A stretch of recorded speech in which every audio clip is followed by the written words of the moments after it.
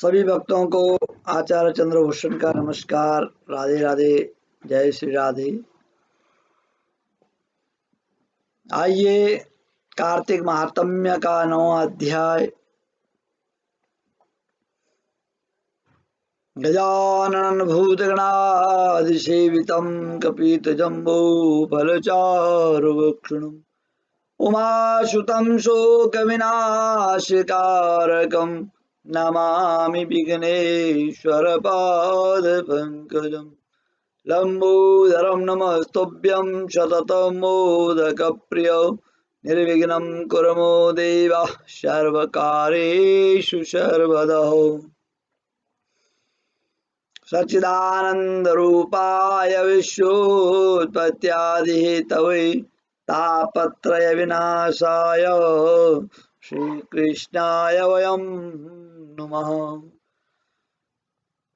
सच्चिदानन्दरूपाय विश्वोत्पत्त्यादिहेतवे तापत्रय विनाशाय श्रीकृष्णाय वयं नुमः। वंशी विभूषितगराधरनिर्दाभात् पीताम्बराधरुणबिम्बफलाधरोष्टात् पूर्णेन्दुसुन्दरमुखारविन्दनेत्रात् कृष्णात् परं किमपि तत्त्वं न जाने। कृष्णाय वासुदेवाय हरे परमात्मने प्रणतक्लेशनाशाय गोविन्दाय नमो नमः। हरे कृष्णा कृष्णा कृष्णा हरे हरे, हरे राम राम राम हरे हरे। गुरुर्ब्रह्मा गुरुर्विष्णु गुरुर्देवो महेश्वर, गुरु साक्षात् परं ब्रह्म तस्मै श्री गुरुभ्यो नमः। अखण्डं मंगलाकारं व्याप्तं येन चराचरो तत्पदं दर्शितं येन तस्मै श्री गुरुभ्यो नमः। बोले सद्गुरु महाराज की जय, कृष्ण बलदेव की जय, सत्य सनातन धर्म की जय, आज के आनंद की जय। आज 8 नवंबर 2020 दिन रविवार। आज अहोई अष्टमी का व्रत भी है और कार्तिक महात्म्य का 9वां अध्याय। इधर वृंदा ने स्वप्न देखा कि उसका पति सारे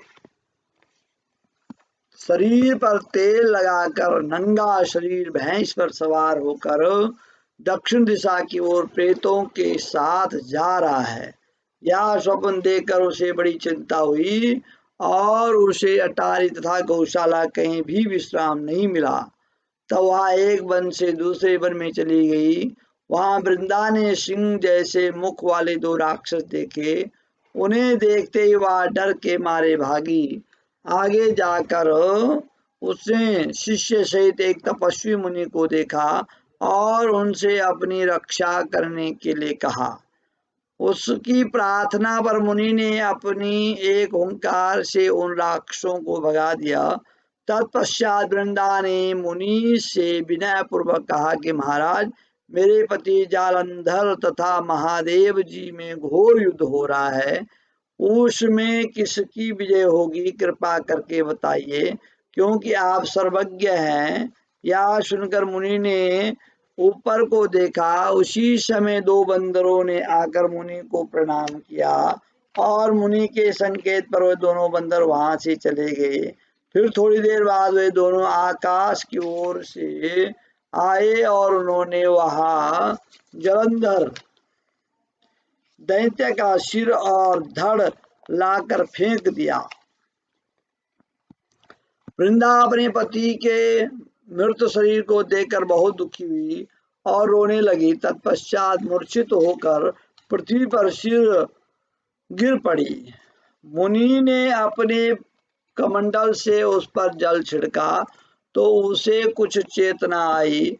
तब वह पुनः विलाप करती हुई मुनि से बोली कि महाराज, जिसने देव गंधर्व और विष्णु सहित तीनों लोकों को जीत लिया, वह शिव के हाथों से कैसे मारा गया।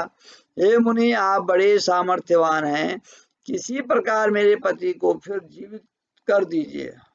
तब मुनि कहने लगे कि शिव जी के हाथ से मारे गए को कौन जीवित कर सकता, परंतु फिर भी तुम पर कृपा करके हम उसको जीवित कर देते हैं। ऐसा कहकर मुनि अंतर्ध्यान हो गए और जालंधर जीवित होकर वृंदा के साथ प्रेमालाप करता हुआ आलिंगन बद्ध हो गया। वृंदा भी अपने पति के वेश में विष्णु के साथ उस वन में रमण करती रही, परंतु एक दिन मैथुन के समय अपने पति के वेश में विष्णु को देखकर वह अत्यंत क्रोधित हुई और श्राप देती हुई बोली कि तुमने मेरा पतिव्रत धर्म नष्ट किया, इसलिए मैं तुमको श्राप देती हूँ कि निश्चय ही वह कपट मुनि तुम ही थे और तुमने ये दो राक्षस कपट से बनाए थे, वही कालांतर में तुम्हारी स्त्री का हरण करेंगे और जो तुम्हारा शिष्य वह बंदर रूप धारण कर तुम्हारी सहायता करेगा।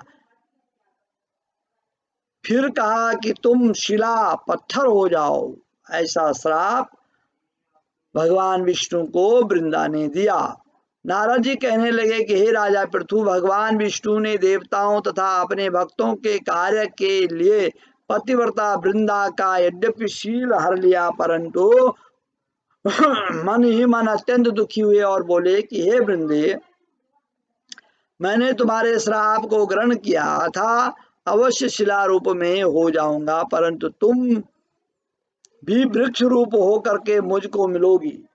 उसी समय वृंदा अपने पति के चरणों का ध्यान करके विष्णु के मना करने पर भी अग्नि में प्रवेश कर गई और विष्णु वृंदा का स्मरण करके उसकी चिता की भस्म में लोट पोट हो गई। नारद जी कहते हैं कि राजा पृथु,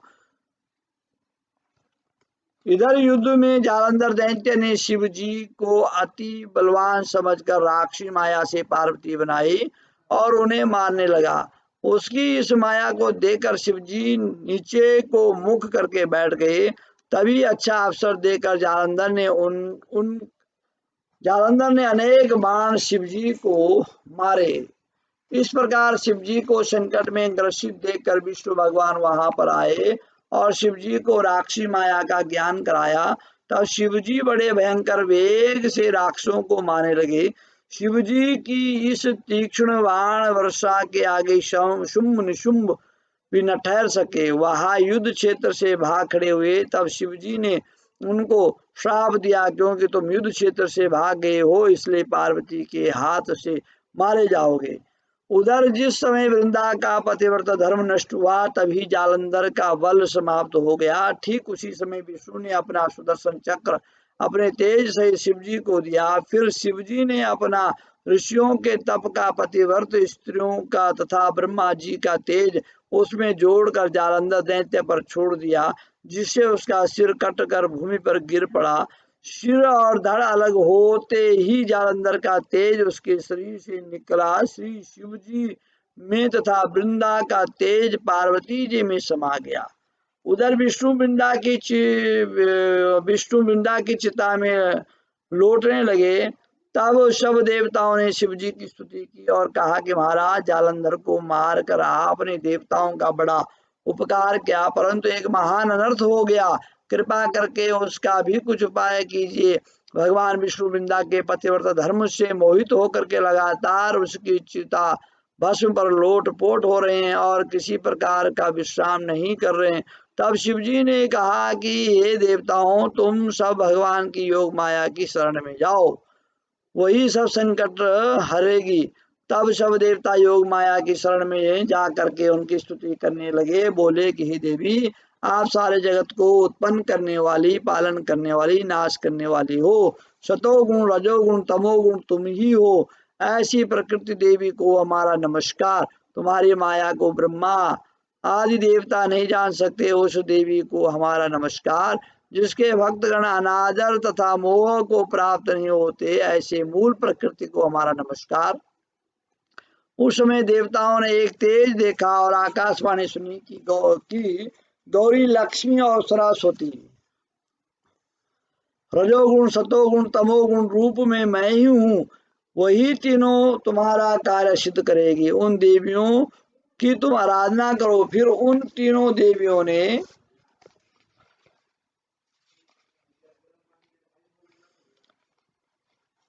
प्रार्थना करो। फिर उन तीनों देवियों ने प्रकट होकर के 3 बीज दिए। कहा कि इन तीनों बीजों को जहां पर विष्णु है जाकर के बो दो और अपना कार्य सिद्ध करो। देवताओं ने तीनों बीज लेकर के वहां वृंदा के चिता पर भगवान विष्णु लौट रहे थे, जाकर के बो दिया। उन तीनों बीजों से 3 वृक्ष उत्पन्न हुए। रजोगुण सरस्वती से आंवला, तमोगुण गौरी से तुलसी, सतोगुण लक्ष्मी से मालती हुई। श्री लक्ष्मी जी ने अपना बीज ईर्ष्या युक्त होकर के दिया था, इसलिए मालती भगवान की पूजा में निंदित तथा आंवला और तुलसी भगवान को अति प्रिय हुई। इस प्रकार वृंदा ने वृक्ष रूप होकर के भगवान शालिग्राम से संयोग किया। इसी कारण कार्तिक के उद्यापन में भगवान की पूजा तुलसी के मूल में होती है। नारद जी कहते हैं कि हे राजा पृथु, जिस घर में तुलसी का वृक्ष होता है उसमें यमदूत कभी नहीं आते, इसलिए जो तुलसी का वृक्ष घर में लगाते वे यमपुरी नहीं देखते। नर्मदा, गंगा का जल और तुलसी का पूजन, यह तीनों कार्य बराबर है, चाहे मनुष्य कितना ही पापी क्यों न हो, परंतु मृत्यु समय जिसके प्राण मंजरी सहित निकल जाते हैं, तुलसी दल तुलसी मंजरी जिसके मुख में पड़ जाती है, अगर उसके प्राण निकलते हैं वो सारे पापों से मुक्त हो जाता है, भगवान के वैकुंठ धाम को प्राप्त हो जाता है। जो मनुष्य तुलसी तथा आंवले की छाया में अपने पितरों का श्राद्ध करता है उसके पितृ मोक्ष को प्राप्त हो जाते हैं। जो मनुष्य आंवले का फल मंजरी युक्त तुलसी दल मुख में रखता वह साक्षात विष्णु के समान है। जो मनुष्य कार्तिक मास में आंवले की छाया में भोजन करता था, रुद्राक्ष की माला धारण करता, उसके धर्म अर्थ काम और मोक्ष सब कार्य सिद्ध हो जाते हैं। नारद जी कहते हैं कि जो राजा पृथु तुलसी और आंवले का महात्म्य ब्रह्मा जी भी कहने में असमर्थ हैं। तुलसी और आंवले का महात्म्य कहने के लिए ब्रह्मा जी भी बोला असमर्थ हैं। इतना बड़ा महात्म्य है तुलसी और आंवले का कार्तिक मास में, इसलिए आंवले और तुलसी की सेवा करें। जो कोई इस कथा को पढ़ता है सुनता है वह मोक्ष को प्राप्त करता है। कार्तिक मास में श्रद्धा और भक्ति के साथ में कथा सुननी चाहिए और श्रद्धा भक्ति भाव से भगवान की पूजा करनी चाहिए, तुलसी की पूजा करनी चाहिए, तुलसी भगवान को चढ़ानी चाहिए, तुलसी माता को दीपदान करना चाहिए। और जो प्रेम से भक्ति से भगवान का पूजन करता है, भगवान उसकी मनोकामना पूर्ण कर देते हैं। मेरे YouTube चैनल को आप सब्सक्राइब करें, लाइक करें, शेयर करें और इसी प्रकार से हम आपके बीच में बने रहेंगे और निरंतर निरंतर भगवान का चिंतन करते रहें। यस्य स्मरण मात्रम जन्म संसार वंदनात् विमुच्यते नमः तस्मै विष्णवे प्रभविष्णवे। हर हर महादेव शंभो।